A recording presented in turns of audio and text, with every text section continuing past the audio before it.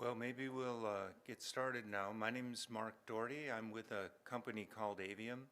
It's a fairly small group, so if you do have questions during the talk, I think it's probably be fine if you just go ahead and ask those during the talk. If you do ask a question, I think they'd like you to use the mic so that people who are online can hear your question as well. Yeah.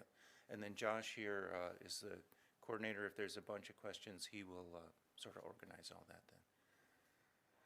Okay, so I'm Mark Daugherty. I work with a small company called Avium. We're in Lawrence, Kansas, and we're making catalysts to split water more efficiently for hydrogen. So they asked me to talk a little bit about green hydrogen, which is hydrogen. I don't believe that you're broadcasting to online. Ah. Did anybody tell you how to start that? We're good? Is it not coming through the app? It's not coming through mine, and somebody asked online when it's going to start virtually. There will be a short delay. Okay. Okay, I'll keep going then. We make catalysts, which are part of the equipment to make green hydrogen, so I'll get to that in just a minute here. So first of all, what's the big deal with green hydrogen? To address climate change, the energy system basically of the world is shifting to replace hydrocarbons with renewable energy, and hydrogen is basically what's happening now, kind of as we speak. So coal, oil, and natural gas, we now know we need to stop using all of them. For a while, people thought we could keep using natural gas longer, but that has to be phased out too, because we have kind of waited a very long time to start dealing with climate change. So governments and big businesses around the world are actually starting to do that. Our main investor is an oil and natural gas pipeline company, and they want to turn themselves eventually into a hydrogen company. So that type of thing is going on around the world, basically. And then one other big point on hydrogen is there's a hydrogen grid we're starting to build that, and that's going to be much more closely coupled to the electrical grid than the old hydrocarbons were. So there's a very tight connection between the electric grid and the hydrogen grid. So when I say hydrogen grid then, I suppose you can't hear me if I walk too far away from the mic. When I say hydrogen grid, what we're talking about is we'll have renewable energy, and that will be used to split water to make hydrogen. This is, excess renewables we're not using right away. And it'll be either in a central electrolyzer, which is a very big machine to split water, or it will go on the grid to small on-site electrolyzers. And then once we have the hydrogen, it'll be distributed through pipelines, trailers, rail cars, lots of ways you can do that. And then the end uses on the right include transportation, refueling, chemical processing, ammonia. We can't feed ourselves as a world without ammonia now. There are too many people. And ammonia requires hydrogen. Right now in the US, making hydrogen from natural gas, which is the main way we do it now, emits about 500 million tons of CO2 a year. So we're going to stop making hydrogen from natural gas, and we'll start making it using wind and electrolyzers, basically. And then metals it's used in, cement, and then of course there's the grid balancing issue. This is why the hydrogen grid and the electric grid are so closely coupled.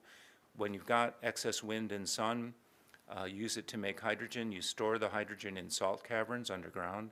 We're talking very large quantities of fuel. Salt caverns are used now to store natural gas for seasonal loads. So in Michigan, during the summer, they build up natural gas underground, and then we use it in the winter. The same thing's going to be going on with hydrogen. So hydrogen will be used to balance the grid in the long term, is the vision.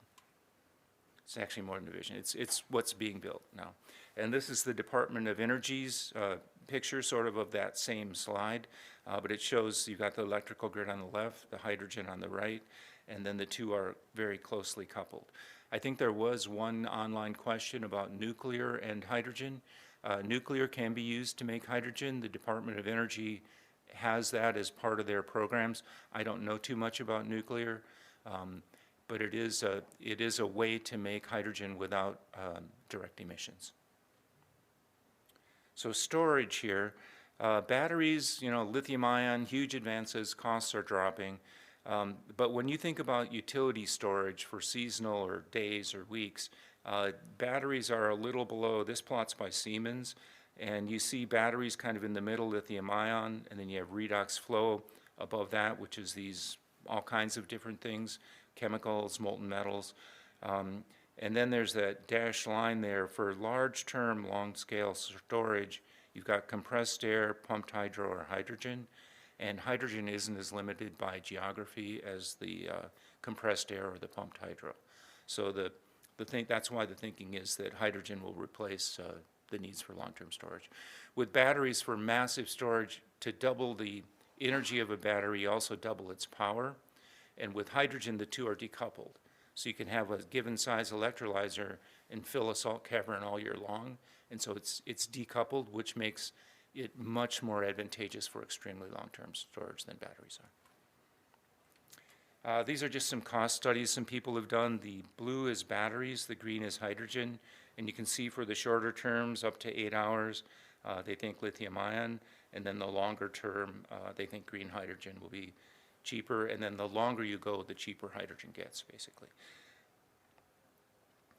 So just a few slides then on sort of what's going on currently. AES is a big utility, and this guy is saying we'll need natural gas, so there's an open debate how fast we switch, but we have to start blending it with green hydrogen now. They're estimating 55 to 60% annual growth rates in green hydrogen. These guys are saying 10 billion by 2028.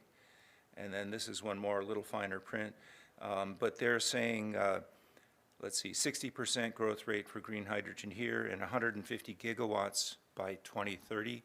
A gigawatt is a large coal or nuclear power plant.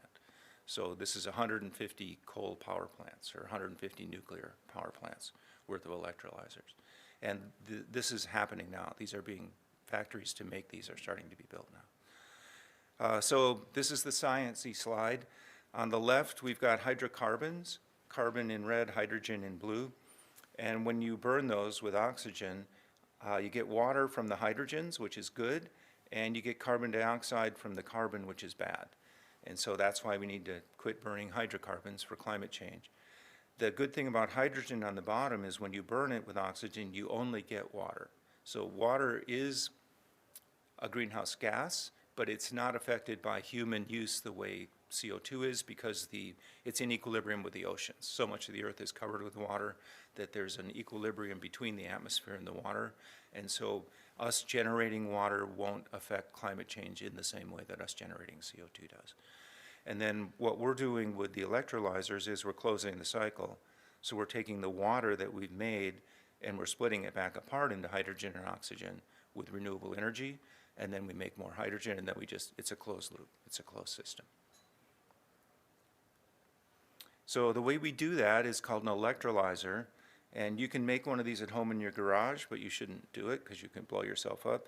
But if you just take a bucket and put some Drano in it, which is potassium hydroxide, put in a couple of pieces of metal connected to a car battery, it'll split water. You'll make bubbles of hydrogen on one side, oxygen on the other side.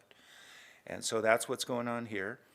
We put renewable energy in, and then we put a separator in the middle to keep the two gases apart, and then we stack those up into cells, and that's the machine called an electrolyzer then that makes the hydrogen. And you can feed that with many different types of renewables. You can also feed it with nuclear, but solar and wind are what most people are planning on for the very large scale installations. So there are plans for, right now, I think I have a slide in a little bit, but in Saudi Arabia they're building, I think it's a 4 or 6 gigawatt solar farm with the electrolyzers right there. So it's being built as a package deal. So this is a little machine. This is in Kansas in our lab there. And you can see on the bottom right there, there's that little round thing with the orange yellow bars. That is a stack of those cells like we just looked at in the bucket. And so that's called a stack. That's what makes the hydrogen. And then on the left, there's some pumps, and then the stuff up above is cleaning up the gas and drying it, basically. So that's a little one, 4 kilograms a day. It's about the size of 2 household refrigerators. And then this is a big one. This is Nell, the Norway slide. This is one stack now, and you can see the person there. And so this stack is probably somewhere between 1 and 3 megawatts of electrical power consumption. And then in this room, there will be dozens or hundreds of these. What we do then at Avium, when you split the water, if you put catalysts on those electrodes, you can lower the voltage required. And if you lower the voltage required, that lowers the power. And so if you're consuming gigawatts of power with electrolyzers, every percentage you can lower that voltage is a huge amount of energy. And so what we do is we have a new way to make these catalysts to split it better. And this is just a picture of our catalyst here. And so we're just starting to scale up, and we want to coat the electrodes in these machines to make them more efficient, basically. And we've gotten funding about 6 months ago by Tallgrass Energy. Again, it's a sign of how fast this is moving. They're an oil and gas pipeline company. And so they're investing in us because they want to switch from being an oil and gas pipeline company to being a hydrogen company. They're also doing a coal plant conversion in New Mexico, and they'll be doing a lot of other things. Let's check the time here. I'm probably talking a little too slowly. This is just where we do our work. It's what you would sort of think. We use lab scale equipment, make small quantities of catalysts, but we're automating that so it'll be easy to scale up. Okay, back to general stuff then. This map shows the right combinations of water availability and renewables, with the darker colors being more suited for large-scale hydrogen production. And it's mostly wind and solar in the Midwest, and the availability of water that's driving this map. Wisconsin is okay, not great, but not horrible. Illinois is quite a bit better because they have quite a bit more wind, I think, than we do. And let me just skip through a few of these because it's already about 8 o'clock. But recently, the Biden administration has done 2 things for green hydrogen. They included $9.5 billion in research in the infrastructure bill that happened maybe a year ago. And the hydrogen research budget for the Department of Energy used to be maybe 100 million or something. And so now all of a sudden it's 9.5 billion, and that's for green hydrogen. And 8 billion of that is for hydrogen hubs. Wisconsin's participating in one of those where they're gonna try and set up maybe 6 to 10 hubs around the country to get hydrogen going with generation and use and storage. And then the other 1.5 billion is for research on hydrogen. And then they passed the Inflation Reduction Act, and they put a $3 per kilogram tax credit. So this is like the solar or the wind tax credit, but this is for green hydrogen. And that immediately put green hydrogen on an even playing field with hydrogen made from natural gas. And that was a huge shift that happened much faster than people thought. So it sort of caught the energy industry off guard. And so that's part of what's driving this rapid transition.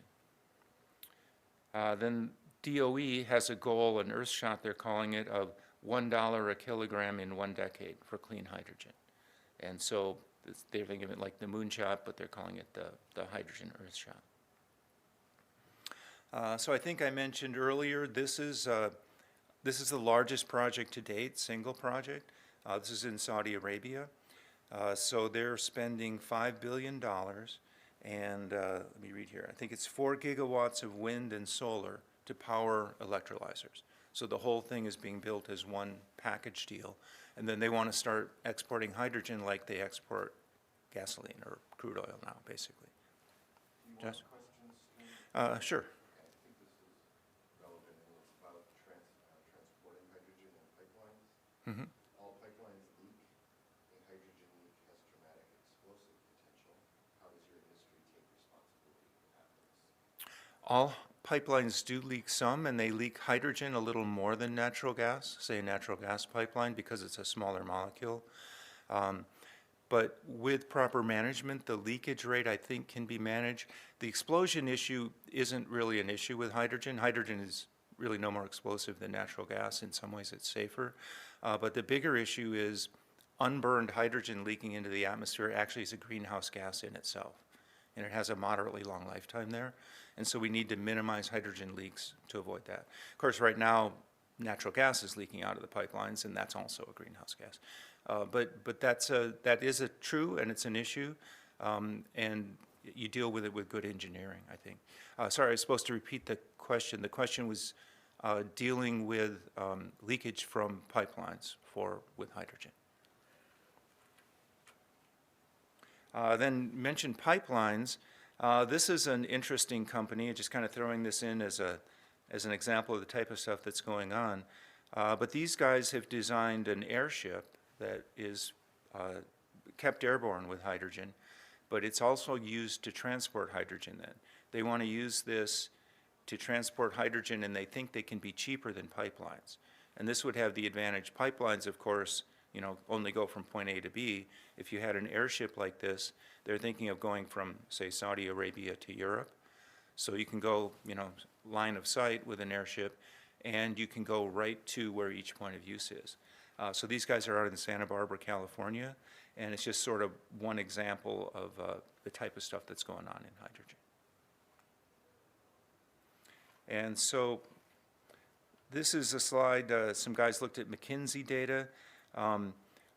About $300 billion currently in announced hydrogen projects, and that's probably growing at a fairly good rate. The guy's talking here is, he's the H2 Clipper guy, and he's calling it the greatest disruption since the Industrial Revolution. 75 countries, about half the world's GNP have a net zero goal. You can't really get to net zero without green hydrogen because you need chemicals for some things. You can use electricity for a lot of things, but to make cement, for example, to make steel, to make glass, you need chemicals, and hydrogen can replace hydrocarbons in all of those uses. So there's really no way to get to net zero without hydrogen just because of the industrial uses. And then when you add in the grid balancing and the ability to store energy, that's kind of what's kicking the whole thing off. Okay, so that's the end of the hydrogen part. Anybody have any questions on hydrogen? How easy is it to switch the gas infrastructure, like pipelines, over to hydrogen? So the question is, how easy is it to switch the gas infrastructure over from natural gas to hydrogen? Depends on the age of the pipelines. Older pipelines are made out of weaker steel, slightly weaker steel, which is more ductile, and they don't embrittle, which is a hardening issue that comes up with hydrogen. So older pipelines are relatively straightforward, at least in the near term, to start blending fairly large quantities of hydrogen. Newer high-strength pipelines won't be able to probably carry as much hydrogen, so it depends on the pipeline. Europe is quite a bit ahead of us here. I think most of their pipelines have been designed to run on hydrogen already. We're kind of getting up to speed on that. Any other questions? Okay. Then carbon sequestration, they asked me to talk about a bit. I'm not a carbon sequestration guy. I know a little about it because I'm kind of on the edges of it, but I'll kind of give you an overview of the things that I know. So as we're burning the hydrocarbons, carbon is going up into the atmosphere, and we need to not only stop putting it into the atmosphere, but the common consensus now is we need to figure out how to start pulling it down, because we've already got more there than we can deal with, that we can long-term get along with. And there are three basic types of carbon sequestration. Biological carbon sequestration, what plants do naturally, it's how plants grow. And then there's geological, which occurs much slower rate. Hydrogen is actually, can be evolved into the rocks. And then technological carbon, which is where we build machines that pull hydrogen, or not hydrogen, CO2 out of the atmosphere. And people are doing a lot of work building those types of machines, but the issue is cost. The CO2 is pretty diffuse in the atmosphere, and you have to move a lot of air to get much CO2 out of the air and then absorb it. And so that's ongoing. I don't know much about that work technically, other than that it's currently quite high cost. So now then, the natural environment is actually pulling about 55% of our carbon that we're emitting now out of the atmosphere. So it is sequestering about 55%, about 25% on land and about 30% in the oceans. CO2 dissolves into the ocean, which does take it out of the atmosphere, but that's not perfect because it makes the ocean more acidic, and the more acidic ocean will start eating, and it already is, the shells of things like coral and stuff. So it makes it hard on the bottom of the food chain in the ocean. But good news is the natural world is taking out about 55% of us right now. And on land, that's all good. Sequestering carbon with plants makes the soil healthier, makes plants grow better. That part's all good.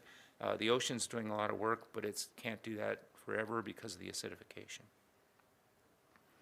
And then kind of getting back to Wisconsin maybe a bit, there are groups now that are, you can sign up if you're a farmer or you have a significant amount of land. Some farming techniques actually pull carbon out of the soil, and other farming techniques damage the soil. I don't know what the right word is, but they cause the soil to emit carbon dioxide.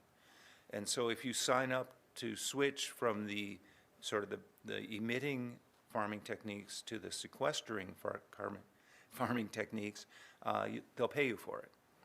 And the money comes from big companies that want to offset their CO2 emissions.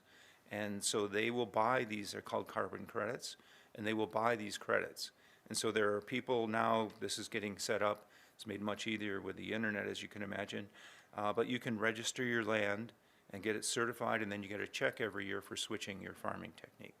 So this is actually a very important way that we want to increase pulling carbon out of the atmosphere, is by changing how we farm. If we switch from annual crops to permaculture, for example, that would be another bigger gain even than these differences between annual crops.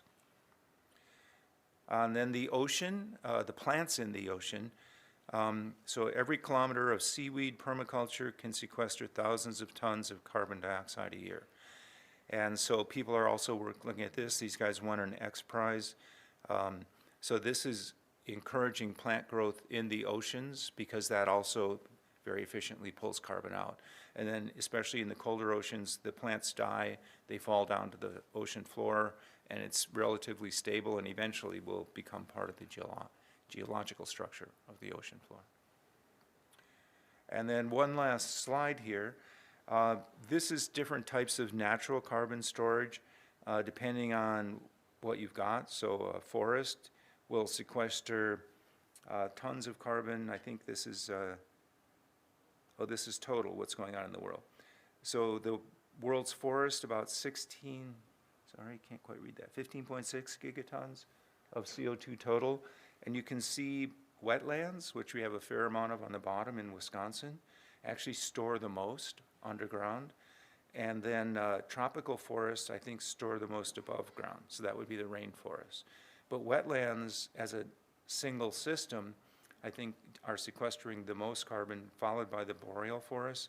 And I think the boreal forests are very large for two reasons. One is it's massive land areas. It's Canada and northern Russia. So it's a huge amount of land. And then the other reason is you get rapid plant growth in the summers there, and then plants die in the winter, in the fall, and they freeze, and so they don't rot traditionally. And so when plants rot, they emit methane, and so that carbon is being stored underground then largely because those, or partially because those plants don't rot. Unfortunately, that's changing with warming, and as we warm the climate, we warm that soil, and the permafrost is starting to rot, basically, which emits methane, which causes more CO2. So I'm sure plenty of people here will be talking about that, but we have all these negative feedback loops to deal with carbon dioxide, and that's why people are trying to move very fast, because we don't have, the consensus is a hugely long window before the feedback loops become larger than we can cope with, basically. Okay, so that's all I've got. Anybody have any other questions? Yeah, I'm just curious what your opinion is on other means to produce hydrogen. You focused in your company on electrolysis, and a lot of people around the world have, but you can't fight fundamentals of electrochemistry. Mm-hmm. So it takes 4 or 5 times the energy to crack the bonds between hydrogen and oxygen versus cracking methane. So I'm curious what your, in terms of the amount of renewable electricity that's required to make hydrogen versus electrolysis, compared with the amount of energy it takes to crack methane through are your thoughts on that in terms of, there's so much emphasis is on electrolysis, and you don't hear a lot about pyrolysis. Pyrolysis I've actually run into over the years. I'm just sort of summarizing this question. Oh, sorry. Okay, to paraphrase, you can make hydrogen by splitting water, which is what we're talking about here. It's about a 80% efficient process, splitting water, roughly. And so you can also make hydrogen by taking natural gas and putting it in a vessel and heating it up, and that will break it apart. And that makes hydrogen as well, and then the carbon is there, and so you can then, if you do your pyrolysis in a good way, make that carbon solid so you can sequester it. So the issues I'm aware of, I've seen different research projects on pyrolysis. I've never worked on it, but I've talked to people, and the equipment can be difficult to manage. Everything kind of, and I'm paraphrasing here, but as you're making the solid, it likes to clog. It's hard to work with the solid in a very large scale because it keeps wanting to just sit there.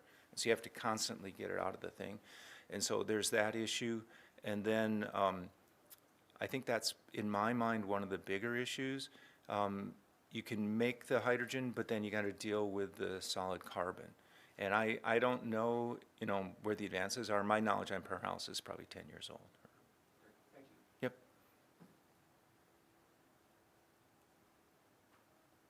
I have one from online, Mark. Mm-hmm. What about catalyst cost? Sorry. What about catalyst cost? Precious metals needed. Is there enough platinum and other materials available? So there are two types of electrolyzers, proton exchange membrane, two main types currently, and alkaline. The proton exchange membrane electrolyzers use precious metals, platinum, and then the bigger issue is iridium as a catalyst. So that's one type of electrolyzer, and I think they will be challenged by availability and cost of the precious metals. We work with alkaline electrolyzers, which can run fine with just a nickel screen, not extremely efficient. To make alkaline more efficient, currently people do use smaller amounts of some precious metals, but part of what makes us interesting to people is our catalysts are very fancy rust. So they're iron and nickel oxides. So our catalysts are just iron and nickel. So we don't have the cost issues.